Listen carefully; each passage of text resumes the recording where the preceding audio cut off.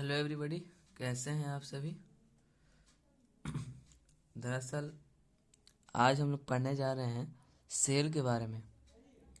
आखिर यह biology class 9th का सबसे फर्स्ट चैप्टर है सेल। इसको हम लोग पढ़ेंगे, एक बहुत ही बेहतरीन तरीके से पढ़ेंगे हम लोग इसको। तो चलिए अब शुरू करते हैं। हम लोग सेल के बारे में हम लोग पढ़ने जा रहे हैं। किसके बारे में पढ़ने जा रहे हैं? सेल के बारे में। यह बहुत ही इम्पॉर्टेंट वीडियो है उन बच्चों के लिए, उन भाइयों के लिए, उन दोस्तों के लिए जो बायोलॉजी कहते हैं कि नहीं हमको समझ में नहीं आता है, कोई हमको टर्म्स याद नहीं रहता है। तो आज मैं आपको लेक्चर फर्स्ट दे रहा हूँ। चूँकि मैं आपको केमिस्ट्री में वैलेंसी के बारे में बता दिया हूँ, तो उसको मैं स्टॉप कर देता हूँ और मैं शुरू कर देता हूँ बायो। क्योंकि ऐसा सुनने में आ रहा है कि बच्चे जो हैं वो बायो में बहुत ही परेशान हैं। तो मैं बायो के लेक्चर्स नंबर 1 स्टार्ट कर दिया हूँ यहाँ पे। तो आप हम लोग के साथ जुड़ सकते हैं। तो चैप्टर का नाम है सेल। ये फाइनल एग्ज़ाम के लिए बहुत ही इम्पॉर्टेंट है। लगभग बहुत सारे लेक्चर्स इसमें आएंगे। इन सारे लेक्चर को अगर दिए देंगे, बायोलॉजी में से कहीं से क्वेश्चन नहीं आएगा यहाँ से अलावा। समझो एग्ज़ाम का print out, question paper out हो गया समझो। जो जो चीज़ हम बता दिए वो चीज़ आएगा तो आएगा। उस चीज़ को हम हाईलाइट कर देंगे एक तरीके से, बता देंगे एक तरीके से। और क्या, जितना चीज़ अभी से समझो, प्रोजेक्ट बना लो अपना एक, कि आज से जितना भी लेक्चर मैं दे रहा हूँ उस लेक्चर बाय लेक्चर को करते जाओ, बेहतर तुम अपने आप बन जाओगे। आज का मोटिवेशन बस यहीं तक। अब बिना किसी बकवास चुइयाँ चंद के हम लोग शुरू करते हैं सेल के बारे में। तो चलिए दोस्तों, कहा जा रहा है कि fundamental structural and functional unit of life. Cell को कहा जाता है फंडामेंटल। फंडामेंटल कहने का मतलब होता है बेसिक। बेसिक कहने का मतलब कि बेस, मतलब हर एक चीज का शुरुआती जो इकाई होता है उसी को कहा गया है फंडामेंटल। तो सेल जो है वो एक फंडामेंटल स्ट्रक्चर है, शुरुआती इकाई का स्ट्रक्चर, स्ट्रक्चरल का शुरुआती इकाई है, और फंक्शन का भी। तो यह जो है वो स्ट्रक्चरल और फंक्शनल यूनिट ऑफ लाइफ है। लाइफ का मतलब यहाँ पे क्या समझते हैं आप? Living organism. लिविंग ऑर्गेनिज्म को ही लाइफ कहा गया है यहाँ पे। तो हम लोग समझेंगे। तो कहा है कि सेल जो होता है वो हमारा स्ट्रक्चर और फंक्शन यूनिट ऑफ लाइफ होता है। क्यों? क्योंकि जितना भी स्ट्रक्चर दिखाई दे रहा है वो सारा स्ट्रक्चर सेल की वजह से बना है। और फंक्शनल क्यों? क्योंकि जितने भी सेल हैं जो स्ट्रक्चर बनाया है उसी स्ट्रक्चर को मिलाकर वह एक फंक्शन को क्रिएट करेगा। वो एक प्रकार का फंक्शन करेगा। इसका मतलब कि कोई एक स्ट्रक्चर है, जैसे में सेल बनाए, टिश्यू बनाए, ऑर्गन बनाए। तो सेल बनाए, टिश्यू बनाए, ऑर्गन सिस्टम बनाए, उसके बाद ऑर्गेनिज्म बना। तो हर एक चीज़ का अपना अपना एक फंक्शन है। तो वो किस पर आधारित है? वो सेल पर आधारित है। और हर एक स्ट्रक्चर है, टिश्यू हो गया, इस सारा का स्ट्रक्चर किस पर आधारित है? सेल पर आधारित है। इसलिए कहेंगे कि स्ट्रक्चर और फंक्शन यूनिट ऑफ लाइफ है।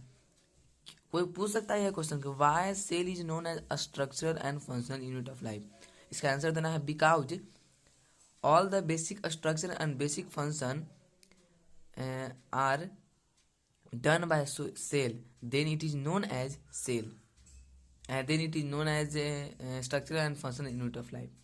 नेक्स्ट समझेंगे हम लोग कि लिविंग ऑर्गेनिज्म जो होता है वो दो पार्ट्स में उसको डिवाइड किया गया है। एक यूनिसेलुलर ऑर्गेनिज्म, एक मल्टी सेलुलर ऑर्गेनिज्म। एक बात को यहाँ पर आप थोड़ा सा गौर से देखिएगा। यूनिसेलुलर,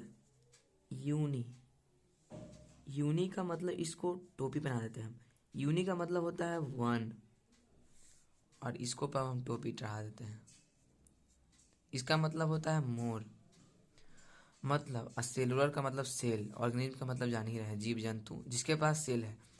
यदि लिविंग और नॉन लिविंग में डिफरेंस क्रिएट करना है तो उसके लिए आपको क्या जानना पड़ेगा?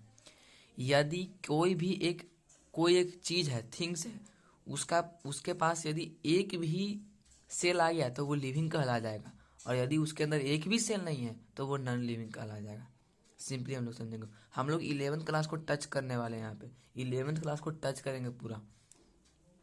तो कहा जा रहा है कि यूनिसेलुलर ऑर्गेनिज्म है यहाँ पे जो एक सेल से बना होता है, और मल्टी सेलुलर ऑर्गेनिज्म उस ऑर्गेनिज्म को कहते हैं जो बहुत सारे सेल से बना होता है, बहुत सारा बहुत सारा बहुत सारा बहुत सारा बहुत सारा। और यूनिसेलुलर मतलब एक ही सेल है, ये है उसका, बस इतने में उसका हगना है, इतने में उसका मुतना है, मतलब पॉटी यूरिन सारा चीज़ वो एक ही चीज़ में कर देगा। लेकिन इसका नहीं, ई सेल इसका मुतेगा, ई सेल इसका खाएगा, इनमें से ही बाथरूम करेगा, मतलब हर चीज़ अलग अलग है, इसमें बांटा हुआ है। लेकिन एक बात ध्यान रखना, एक अकेला है उसके बावजूद भी इसका मतलब थोड़ी है ना है कि ये मतलब कुछ करवे नहीं करेगा, बहुत कुछ करेगा। ये इंडिपेंडेंट है। एक यहाँ पे मोटिवेशन दिया जाता है, मोटिवेशन यहाँ पे मिलता है कि हमेशा ज़िंदगी में इंडिपेंडेंट रहो, इसकी तरह नहीं रहना इंडिपेंडेंट। तुम अथी नहीं हो, तुम ऑर्गेनिज्म हो लेकिन यूनिसेलुलर थोड़ी हो जी। छोड़ो, उस सब पागल वाला बात नहीं करना है हम लोग को। सीधे कहना है कि यूनिसेलुलर ऑर्गेनिज्म है उसके बावजूद भी यह इंडिपेंडेंट रहने के लिए तैयार रहता है, हमेशा हमेशा वो कैपेबल रहता है, और ये जितना भी एक्टिविटी है वो अपना एक ही सेल के साथ कर लेता है। सिंपली हम लोग समझे तो ऑर्गेनिज्म को दो पार्ट में बांटा गया है। एक वैसा ऑर्गेनिज्म जिसके पास एक सेल है, एक वैसा ऑर्गेनिज्म जिसके पास एक से अधिक सेल है। सिंपली हम लोग समझे तो नेक्स्ट समझेंगे हम लोग डिस्कवरी ऑफ सेल के बारे में। तो रॉबर्ट हुक जो थे, रॉबर्ट हुक 1665 में यहाँ पे छूट गया है डेड सेल का आविष्कार किए थे। देखिए रॉबर्ट हुक जो है वो डेड सेल, मरा हुआ सेल को, मतलब उसके पास कुछ है ये नहीं था, उस सेल को खोज कर दिए। लेकिन ये बहुत बड़ा चीज़ नहीं है। हम मान लीजिए ये पेन लिए, और मान लीजिए ये पेन है, और इस पेन का ये जो टिप है यहाँ पे दिखाई दे रहा होगा आप सभी को, ये जो पेन का ये टिप है, इस टिप पर कहे ना कि डेड सेल है, हम कैसे मान लें कि डेड सेल है? नहीं ना मान सकते हैं। लेकिन तैयो उस समय मनवा दिया गया 1665 में, डेड सेल था, हालांकि इनको भी बढ़िया कहेंगे। उसके बाद एंटोन वैन लीवेनहोक आए, उन्होंने लिविंग सेल को खोजा है उन्होंने, इन्वेंशन नहीं कर दिए हैं, क्योंकि सेल है, ये पहले से एग्जिस्ट करता था हमारे लिए, इसलिए यह लिविंग सेल को खोज किए। तो 1674 में किए हैं। हाँ, तो एंटोनी वॉन लेवेनोक जो हैं वो 1674 में लिविंग सेल को किए हैं खोज, और रॉबर्ट हुक जो है 1665 में किए हैं। एक बात ध्यान रखना, क्वेश्चन पेपर में आ जाएगा कि सबसे पहले सेल को किसने खोजा, तो वो रॉबर्ट हुक ने लिखना है। लेकिन सबसे पहले लिविंग सेल को किसने खोजा, तो वो एंटोनी वैन लीवेनहोक लिखना है। उसके बाद कहा गया कि रॉबर्ट ब्राउन जो है 1831 में, देखिए यहाँ पे 1831 में न्यूक्लियस का खोज किया। न्यूक्लियस यहाँ पर सेल का एक चीज़ होता है, मेन चीज़ होता है न्यूक्लियस, समझिए इसको हम लोग सेल कहते हैं, जानवे करते होंगे आप लोग, पढ़ ले होंगे उतना दिन से। तो एक बीच में एक कंट्रोलिंग सेंटर होता है जो सबको कंट्रोल करता है, तो इसी को हम लोग कहते हैं न्यूक्लियस। तो इसका जो खोज है वो रॉबर्ट ब्राउन की 1831 में, सोचिए बहुत सालों बाद की है खोज। तो हम लोग तीन चीज़ यहाँ पर पढ़ें। पहला चीज़ समझे कि रॉबर्ट हुक ने सबसे पहले सेल का खोज किया, लेकिन वो सेल कैसा था, डेड था। दूसरा चीज़ कि लिविंग सेल को किसने खोजा, तो एंटोन वैन लीवेनहोक। उसके बाद न्यूक्लियस को किसने खोजा, तो ये सारी चीज़ याद रखने वाला है, कोई कॉन्सेप्ट वाला चीज़ नहीं है। नेक्स्ट समझेंगे हम लोग सेल थ्योरी के बारे में, ये बहुत ही इंपॉर्टेंट है, समझे। सेल जो थ्योरी है वो दो व्यक्ति के द्वारा दिया गया। पहले ये सेल थ्योरी नहीं था, जैसे मैं सपोज कर लीजिए कि मैं हूँ स्लाइडेन और आप जो वीडियो देख रहे हैं आप है स्वान। हम दोनों सोचे ना कि आई हो, और रॉबर्ट हुक तो खोज दिया कि सेल है, लिविंग सेल है, लेवेनहोक ने खोज दिया। कुछ जानना पड़ेगा आखिर कोई चीज़ के बारे में, आखिर सेल कहाँ पाया जा रहा है आखिर। तो वो देखें कि वो प्लांट का कुछ बात दिए, वो मतलब वो मैं आपको आगे नेक्स्ट पेज पर आपको मैं समझाता हूँ अच्छा से। 1838 में स्लाइडन जो है वो कुछ बात बोलते हैं, और स्वान है 1839 में वो भी कुछ बात बोलते हैं, वो बात मैं आपको बताऊंगा, रुक जाइए थोड़ा देर। उसके बाद ये दोनों कुछ बात अपना जब बोल लेते हैं ना, तो उसके बाद एक और आदमी आते हैं, रुडोल्फ विर्चॉय। 1855 में वो बोल देते हैं कजी, ओमनिस सेलुला ई सेलुला, ओमनिस सेलुला ई सेलुला। ये एग्जाम में एकदम पक्का आएगा तो आएगा, 1 नंबर क्वेश्चन में आएगा।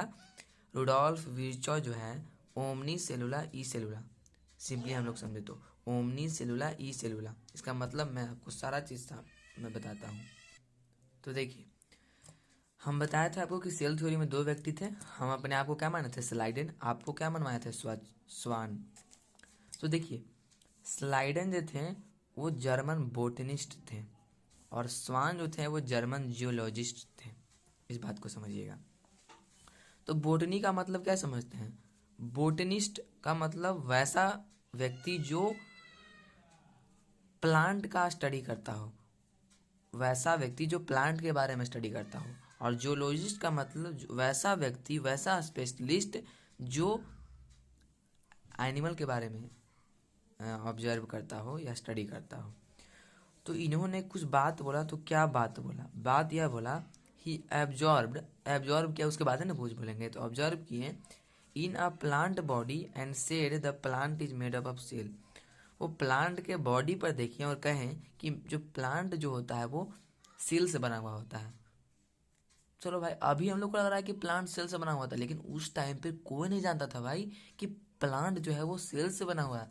उस समय तो ये जानता था कि भगवान आते हैं, उगाते हैं प्लांट को, एकदम फल मिलता है हम लोग को, एकदम आम मिल जाता है हमने के सीधे मुंह में चल ही जाता है अम्मा। ऐसे तो होता नहीं है ना। तो स्लाइडन क्या बोले कि जितना भी प्लांट है वो सब सेल से बना है, नॉर्मल चीज़ है। स्वान क्या बोले, वो एनिमल सेल पर ऑब्जर्व किए कि एनिमल सेल जो है वो उसके ऊपर एक मेम्ब्रेन है, एक लेयर बना हुआ है। उसको बाद में सेल मेम्ब्रेन नाम रखा गया, सेल मेम्ब्रेन। अभी अभी तो इसका नाम सेल मेम्ब्रेन पढ़ा नहीं होगा भाई, सेल के बारे में पता नहीं है, सेल मेम्ब्रेन हो गया नहीं। देखें कि उसके बाहर एक लेयर है, और वो कहें कि वो जो लेयर है वो एक ऐसा चीज को कवर किए हुए है जो एक चीज को बांट रहा है, एक चीज, ऐसा चीज को वो कवर किए हुए है जिसको वो प्रोटेक्ट कर रहा है। तो पता चला कि वो जो है प्लांट सेल्स ही so cell wall also present outside of cell membrane. वो अपना एक हाइपोथेसिस दिए। हाइपोथेसिस कहने का मतलब कि अपना एक बात बोले, वचन दिए, वचन बोल रहे हैं, विचार दिए। हाइपोथेसिस का कहने का मतलब होता है विचार। विचार दिए वो कि bodies of plant and animal are composed of cell. Hypothesis दिए वो कि प्लांट और एनिमल का जो बॉडी होता है वो सेल से बनकर होता है। सिंपली हम लोग समझे तो प्लांट और एनिमल का जो बॉडी होता है वो सेल से मिलकर बना हुआ होता है। प्लांट सेल से बना होता है, ये कौन कहते? स्लाइडन कहते। और स्वान क्या कहें कि एनिमल जो है वो सेल से बना हुआ होता है। सिंपली हम लोग समझे तो इसके बाद क्या हुआ कि जब इन दोनों के आइडिया को कंबाइन किया गया, किनके आइडिया को? स्वान के आइडिया को और स्लाइडन के आइडिया को और स्वान के आइडिया को कंबाइन किया गया, तो एक सेल थ्योरी कर दिया गया कि चलो भाई इसको अब हम लोग थ्योरी में क्रिएट कर देते हैं कि प्लांट जो होता है वो सेल से बना हुआ होता है और एनिमल जो होता है वो भी सेल से बना हुआ होता है। तो मेन चीज़ जो है वो सेल थ्योरी का यही है। सेल थ्योरी का पहला पार्ट हम लोग यही लिख सकते हैं कि ऑल, लिखना है कि what is the major point of cell theory. तो फर्स्ट लिखेंगे कि all plant is made up of cell, second लिखेंगे all animal is made up of cell. Next यहाँ पर बहुत ही इंपॉर्टेंट पार्ट दिया गया, समराइज किया गया कि cell theory can be summarised as all living organism are composed of cell and product of cell. वो बोले कि जितने भी लिविंग ऑर्गेनिज्म हैं वो सेल से मिलकर बने हुए होते हैं, ये तो बताएं। और वो जो सेल है सेल से मिलकर बने हुए होते हैं, सिंपली हम लोग समझे तो बॉडी। लेकिन एक साइंटिस्ट थे, उस साइंटिस्ट का नाम था जो हम आपको पिछले स्लाइड में बताए थे, रुडोल्फ विर्चॉय। ये जो साइंटिस्ट है ना भाई, ये साइंटिस्ट बोले कि अच्छा भाई तुम एक बात बताओ, स्लाइडन बाबू और स्वान बाबू, एक बात बताइए। आपने बोला कि प्लांट जो है वो सेल से मिलकर बना है, एनिमल जो है वो सेल से मिलकर बना है, तो आखिर वो सेल आया कहाँ से होगा भाई? स्लाइडन और स्वान का है ना। अरे भाई हमको तो पता नहीं चल रहा भाई, यही बात तुम सही है बोला, कैसे बताएं हम। देखो बात कहें दोस्त, हमको पता नहीं चल रहा है, हम बोल दिए हैं प्लांट सेल से मिलकर बना है, और हाँ हम बोल दिए दोस्त कि एनिमल सेल से मिलकर बना है। एगो काम करो ना, तुम आगे खोजो ना। तो एगो बात बोले रुडोल्फ बिच्छू, वो बोले कि अच्छा ठीक है कोई बात ना भैया, छोड़िए अब, जा दीजिए, अब रह दीजिए ना, छोड़िए कोई दिक्कत ना है, हम खोज लेते हैं, आप लोग से ना होगा, हम जान गए। वो क्या बोले कि all cell arise from pre existing cell, यहीं को जोड़ना है। इसी चीज को उन्होंने ये बोला नहीं था, इस चीज को इंग्लिश में नहीं बोला था, इसको गाना गा के बोला था। क्या कि वो बड़ी मजाक कर रहा था, तेहू बहुत मजाक करके बोल दिए ओमनी सेलुला ई सेलुला,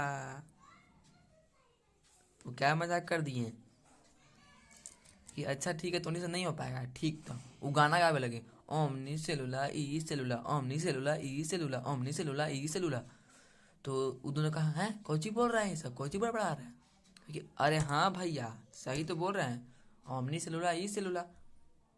बोले कि इसका मतलब समझाई तो हमको।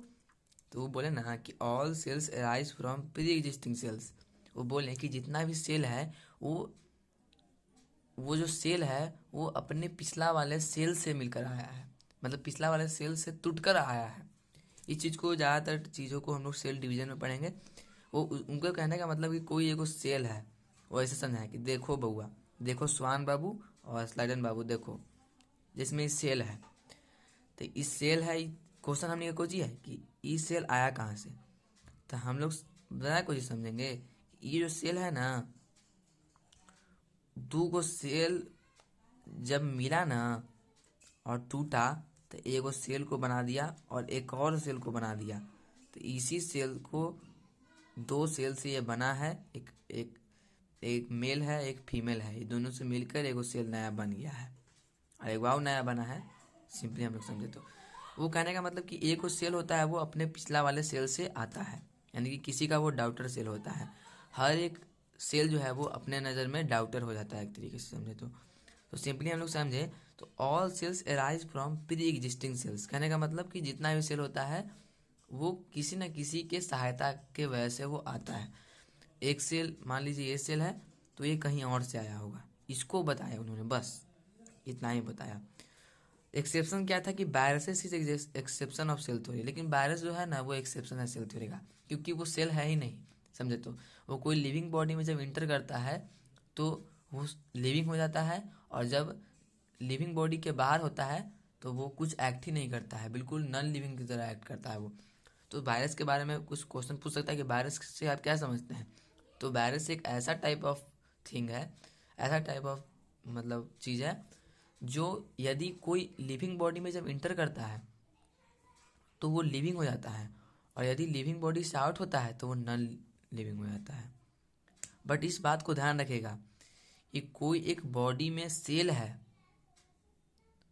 और कोई एक बॉडी में वायरस बहुत सारा इंटर आ गया, तो डिवीजन जो होगा सबसे ज़्यादा वायरस का होगा जल्दी। वायरस हम लोग जानते हैं बहुत ही खतरनाक होता है, तो जल्दी डिवीजन जो है वो वायरस करता है सिंपली। यदि वो लिविंग बॉडी में घुस गया तो उसका जो ग्रोथ होगा बहुत ज़्यादा होगा comparison to normal cell, body का नॉर्मल सेल की बात करें। हाँ लेकिन अगर हमारा बॉडी का सेल कमज़ोर है, आई मीन मजबूत है, तो उस वायरस को इंटर करने ही नहीं देगा। बट इंटर कर गया तो डिवीज़न उसका इतना जल्दी होगा कि उस बॉडी को ख़त्म ही कर सकता है। इस चीज़ को हम लोग ध्यान देते हो, यदि उससे लड़ने वाला कोई सेल नहीं रहा तो आज हम लोग सिंपली क्या समझे, हम लोग सिंपली यदि हम लोग समराइज कर लेते हैं कुछ चीज़ को, समराइज मैं कर देता हूँ आप लोग को, एक रफ पेज ले लेता हूँ मैं। हम लोग सेल के बारे में पढ़ें, सेल को स्ट्रक्चर और फंक्शनल यूनिट ऑफ लाइफ बोल दिया मैंने। उसके बाद यूनिसेलुलर समझाया, मल्टी सेलुलर समझाया, एक सेल से बना है यूनिसेलुलर, बहुत सारे सेल से मल्टी सेलुलर। उसके बाद मैंने समझाया रॉबर्ट हुक जो है वो सेल का सबसे पहले डेड सेल का खोज करते हैं। एंटोनी लेवेन्विक लिविंग सेल का खोज करते हैं। रॉबर्ट ब्राउन जो है वो न्यूक्लियस का खोज करता है। सेल थ्योरी जो है वो दो व्यक्ति के द्वारा दिया जाता है, स्लाइडन और स्वान के द्वारा। ये बोलते हैं कि प्लांट सेल से मिलकर बना होता है, ये बोलते हैं एनिमल सेल से मिलकर बना होता है। उसके बाद रुडोल्फ विर्चो आते हैं और पूछते हैं कि अच्छा एक बात बताओ, वो सेल आया कहाँ से? तो एक बात बोलते हैं, ओमनी सेलुला ई सेलुला, और वो कहते हैं कि जितना भी सेल है वो अपने एक पुराने सेल से आया होता है। इतना ही बात बताया गया और हम लोग सिंपली यहाँ तक क्लियर कर गए इस टॉपिक को, और बाकी यह क्लास कल होगा। आज हम लोग लेक्चर 1 किए हैं। लेक्चर 1 में टॉपिक क्या कवर कर लिए हैं, इंट्रोडक्शन वीडियो हम लोग इस तरीके से किए हैं सेल के बारे में। इंट्रोडक्शन वीडियो जो है वो हमारा क्लियर हो गया है। नेक्स्ट दिन जो हम लोग पढ़ेंगे वो कुछ बातें पढ़ेंगे, प्लांट सेल और एनिमल सेल के बीच का डिफरेंस समझेंगे हम लोग नेक्स्ट लेक्चर में। ये लेक्चर नंबर 1 है, इसको देखना मस्ट है। ये आप लोग देखिए मात्र 22 मिनट का वीडियो है। आप लोग उसको देखेंगे नहीं तो कैसे आप लोग सीखेंगे? इसको यदि आप देख लेते हैं, बस 22 मिनट का ही वीडियो है। बाकी सारे जो वीडियो होते हैं वो 2-2, 3-3 घंटा, 4-4 घंटा एक ही बार देखना होता है। बस एक वीडियो आप 22 मिनट का देख लेंगे तो आपका कॉन्सेप्ट जो है वो क्लियर हो जाएगा। इसलिए कुछ चीज़ों को समझिए। तो आज का मोटिवेशन इतना ही। बस ओम कृष्णाय वासुदेवाय हरे हरे परमात्मने प्रणंदा क्लेश नासा गोविंदाय नमो नमः। बस थैंक यू, बाय।